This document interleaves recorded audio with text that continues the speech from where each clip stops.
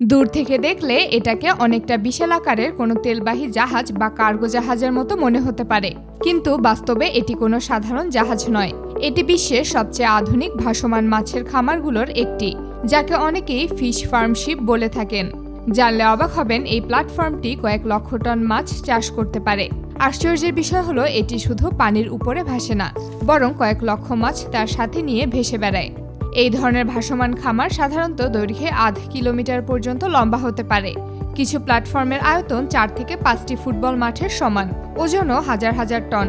উপরের অংশে যেটা দেখা যায় সেটা আসলে একটি নিয়ন্ত্রণ কেন্দ্র এবং বিভিন্ন যন্ত্রপাতির স্থান, কিন্তু এর নিচে সমুদ্রের পানির ভেতরে থাকে বিশাল জাল ও খাঁচা, যেখানে কয়েক মিলিয়ন মাছ একসাথে চাষ করা হয়। এখানে সবচেয়ে বেশি চাষ করা হয় স্যামন মাছ। বিশেষ করে নরওয়ে, চীন এবং উত্তর ইউরোপের বিভিন্ন দেশে এই প্রযুক্তি ব্যবহার করে বিপুল পরিমাণ স্যামন উৎপাদন করছে। স্যামনের পাশাপাশি ট্রাউট, সিবাস এবং বিভিন্ন সামুদ্রিক মাছও চাষ করা হয়।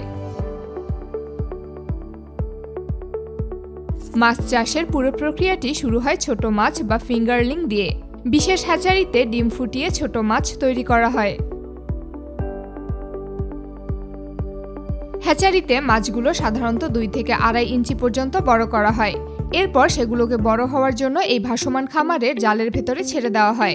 মাছগুলোকে প্রতিদিন নির্দিষ্ট পরিমাণ খাবার দেওয়া হয়, তবে এই কাজ মানুষের হাতে নয়, বরং অত্যাধুনিক স্বয়ংক্রিয় যন্ত্রের মাধ্যমে করা হয়। খামারের ভেতরে বড় বড় ফিড সাইলো থাকে, যেখানে টন টন মাছের খাবার সংরক্ষণ করা হয়। কম্পিউটার নির্ধারণ করে কখন কত খাবার দিতে হবে। পাইপের মাধ্যমে সেই খাবার সরাসরি জালের মধ্যে পৌঁছে যায়। আরও মজার বিষয় হলো, এখানে মাছের স্বাস্থ্যের উপর 24 ঘন্টা নজরদারি করা হয়। পানির নিচে অসংখ্য ক্যামেরা বসানো থাকে।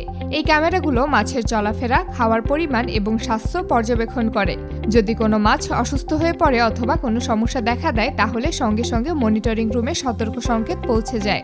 পানির গুণগত মান বজায় রাখা এই ধরনের খামারে সবচেয়ে গুরুত্বপূর্ণ কাজ। সমুদ্রের ভেতরে হওয়ায় পানির প্রবাহ সবসময় চলতেই থাকে, তাই একটি নির্দিষ্ট স্থানে এটি দাঁড়িয়ে থাকে না। ফলে মাছেরা বুঝতেই পারে না তারা একটি খাঁচার ভিতর বড় হচ্ছে। সমুদ্রের গভীরে অবস্থান করার একটি বড় সুবিধা হলো, এখানে পানির প্রবাহ অনেক বেশি থাকে। ফলে মাছের বর্জ্য দ্রুত ছড়িয়ে যায় এবং পানির মান তুলনামূলকভাবে ভালো থাকে। এখানে মাছগুলোকে ধরার জন্য বিশেষ পদ্ধতি ব্যবহার করা হয়। প্রথমে জালের একটি অংশ ধীরে ধীরে সংকুচিত করা হয়, যাতে মাছগুলো একটি নির্দিষ্ট স্থানে জমা হয়। এরপর বড় ভ্যাকুয়াম পাম্প বা মাছ পরিবহন পাইপের মাধ্যমে মাছগুলোকে পানিসহ তুলে নেওয়া হয়। এই পদ্ধতিতে মাছের শরীরে আঘাত কম লাগে এবং মাছের মানও ভালো থাকে। সংগ্রহ করা মাছগুলোকে সঙ্গে সঙ্গে ঠান্ডা পানির ট্যাঙ্কে রাখা হয়, যাতে তাদের তাজা অবস্থা বজায় থাকে। এরপর বিশেষ পরিবহন জাহাজ বা রেফ্রিজারেটেড কার্গোর মাধ্যমে মাছগুলোকে প্রসেসিং কারখানায় পাঠানো হয়। এরপর স্বয়ংক্রিয় মেশিনের মাধ্যমে পরিষ্কার করা, আঁশ অপসারণ, অন্ত্র বের করা এবং ধোয়ার কাজ সম্পন্ন করা হয়। অনেক কারখানায় রোবোটিক কাটিং মেশিন ব্যবহার করা হয়, যা খুব দ্রুত মাছকে ফিলে বা নির্দিষ্ট আকারে কেটে ফেলে। কিছু মাছ সরাসরি তাজা অবস্থায় প্যাকেটজাত করা হয়, আবার কিছু মাছ হিমায়িত করা হয় যাতে দীর্ঘ সময় সংরক্ষণ করা যায়। সবশেষে ভ্যাকুয়াম প্যাকিং বা বিশেষ সিল করা প্যাকেজে সংরক্ষণ করে ট্রাক, জাহাজ অথবা বিমানে বিশ্বের বিভিন্ন সুপারমার্কেট, রেস্টুরেন্ট এবং খাদ্য সরবরাহ কেন্দ্রে পাঠানো হয়। এই ধরনের খামার তৈরি করা অত্যন্ত ব্যয়বহুল। একটি বড় ভাসমান মাছের খামার নির্মাণে কয়েকশো মিলিয়ন ডলার পর্যন্ত খরচ হতে পারে, কারণ এটি শুধু একটি ভাসমান কাঠামো নয়, বরং একটি চলমান শিল্প কারখানা। এখানে বিদ্যুৎ উৎপাদন ব্যবস্থা, পানি বিশুদ্ধকরণ ব্যবস্থা, খাবার সংরক্ষণ কেন্দ্র, মনিটরিং কক্ষ এবং কর্মীদের থাকার জায়গাও থাকে।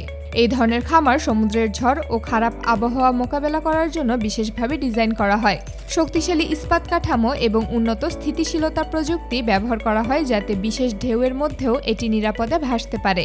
কিছু প্ল্যাটফর্ম 10 মিটার বা তারও বেশি উচ্চতার ঢেউ সহ্য করার ক্ষমতা রাখে। এই বিশাল ভাসমান কাঠামোটিকে আসলে একটি চলমান মাছের শহর বলা যায়। এখানে লাখ লাখ মাছ একসঙ্গে বড় হয়।